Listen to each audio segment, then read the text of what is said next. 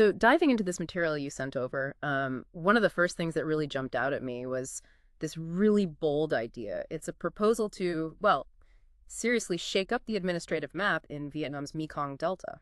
It is quite a fascinating concept, isn't it? Looking at how, combining existing structures could potentially unlock entirely new potential. Yeah. And this strategic vision, laid out quite clearly in the source material, it focuses on the potential merger of three distinct provinces, Mm. Vĩnh Long, Bến Tre, and Trà Vinh. And it seems like this isn't just about redrawing lines on a map, is it? The document frames it as a move with pretty profound strategic intent, like creating a new kind of regional entity that's designed for the future. Exactly. So our mission today, I suppose, guided by the insights in this source, is to really unpack why this specific merger is being considered. Okay. What are the potential benefits they're envisioning? What challenges do they openly acknowledge? And maybe most crucially, what conditions does the source say are absolutely necessary for this whole thing to succeed? Right, let's get into it. So the source immediately zeroes in on the geography and why it's apparently so crucial.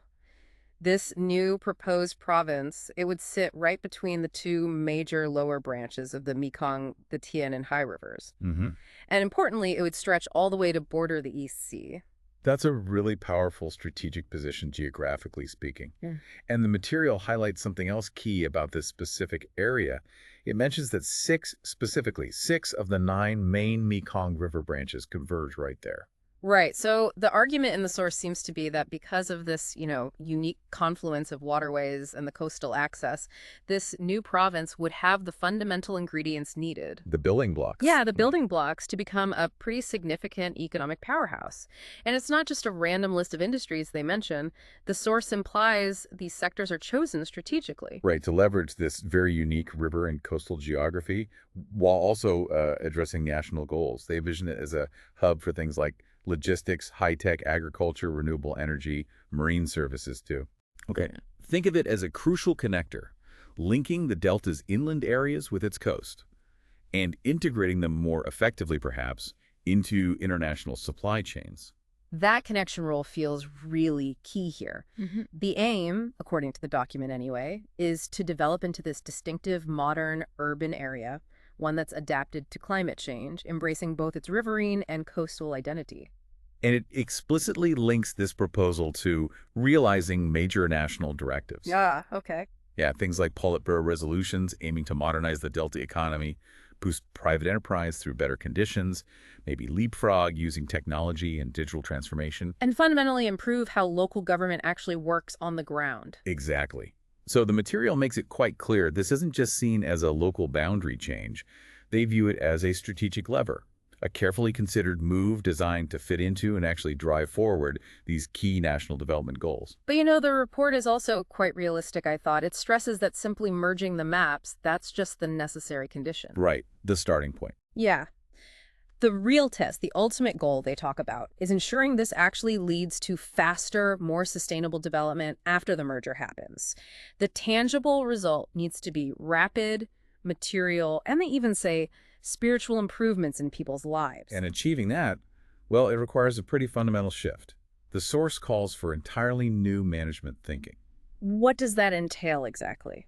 Well, it means making the administration much more efficient. They use the phrase streamlined apparatuses, being open about how decisions are made through transparency, using modern tools via digital transformation, and ensuring different government and economic sectors work together effectively. Flexible coordination is the term they use. Okay, so this kind of innovative governance, it's highlighted as essential. Essential for the new province to truly become a growth center with, significant ripple effects, high adaptability to challenges like climate change. And the capacity to sort of lead the rest of the Mekong Delta into a new phase of development. Makes sense. However, the document doesn't exactly shy away from acknowledging there will be significant hurdles. No, definitely not. It points out potential difficulties. Things related to knitting together three, distinct organizational structures, overcoming established ways of thinking among officials. And crucially, gaining the vital societal consensus. That sounds like getting buy-in from the people and communities in all three areas. Precisely. Change on this scale is rarely easy, as you said, but the source does frame the merger as a potentially rare opportunity for a significant leap forward, provided it's approached with the right spirit and strong leadership. Right. And that brings us to the critical requirements for success that are mentioned in the material. There's a really strong emphasis placed on personnel selection. Yes, the source calls for a serious, objective process based purely on standards, competence, and prestige. It stresses the need to ensure harmony among people from the three former localities. And strictly avoid local or group interests influencing who gets picked. That's right. The officials chosen, the source says, they need to be bold, have innovative thinking, and actually dare to think, act, and take responsibility for the common good. Capable of effective implementation in this new, larger context with a new model of governance. Okay. And finally, the source also underscores the need to strengthen inspection and oversight mechanisms. This is seen as vital to prevent shortcomings early on, build confidence, and consolidate trust among officials, party members, and the wider public in this new entity. So wrapping up this deep dive into the source material then, the proposed merger of Vĩnh Long, Bến Tre, and Trà Vinh is presented as, well, a strategic, potentially breakthrough option. It seems rooted in leveraging the unique geography of the lower Mekong River system, aiming to create a powerful new economic and logistical engine, and potentially a model for climate-resilient development for the entire delta. But, and this is a big but, the document makes it crystal clear that achieving this potential requires far more than just administrative consolidation. It demands entirely new thinking. Capable and ethical leadership. Innovative governance, definitely, and a really determined effort to overcome the inherent challenges of such a large-scale change. Ultimately, the success, as highlighted very clearly by the source, hinges on effective implementation and ensuring that tangible benefits truly reach the people living in this newly formed region. So thinking about how places and systems are sometimes combined and reformed for these kinds of strategic goals, what factors do you, listening now, think are most crucial for ensuring such large-scale changes genuinely benefit the people who actually live there?